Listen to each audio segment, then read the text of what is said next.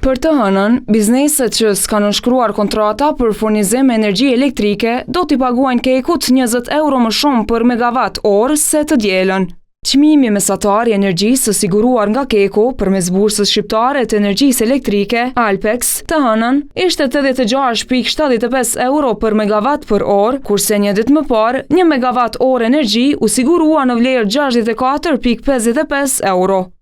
Të dyja këto çmime, Ministrja në Detyrë e Ekonomisë, Artane Rizvanolli, i quajti konkurruese.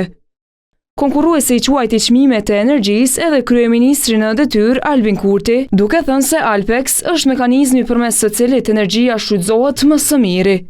Mirëpo, sipas Odës ekonomike, çmimi i energjisë së siguruar nga Kek do të ishte i arsyeshëm nëse nuk do t'i shtoheshin edhe rreth 30 euro për tarifat e rrjetit Kost dhe Kec, si dhe kosto shtesë për administrim, rrezikshmëri dhe marzh fitimi, për të cilat nuk dihet sa janë saktësisht.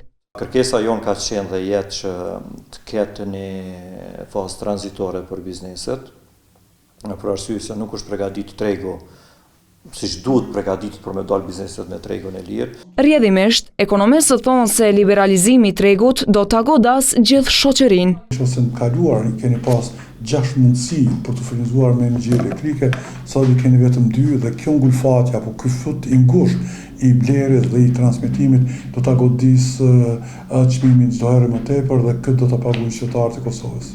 Vendimi për liberalizimin e tregut energjetik hyri në fuqi më 1 qershor. Prej kësaj periudhe, Keku, si furnizuesi i mundësisë së fundit, është i obliguar që për 60 ditë radhazi t'u sigurojë rrymë bizneseve që nuk kanë nënshkruar kontrata furnizimi, ndërsa afati për lidhjen e kontratave me Kekun zgjat edhe 6 ditë.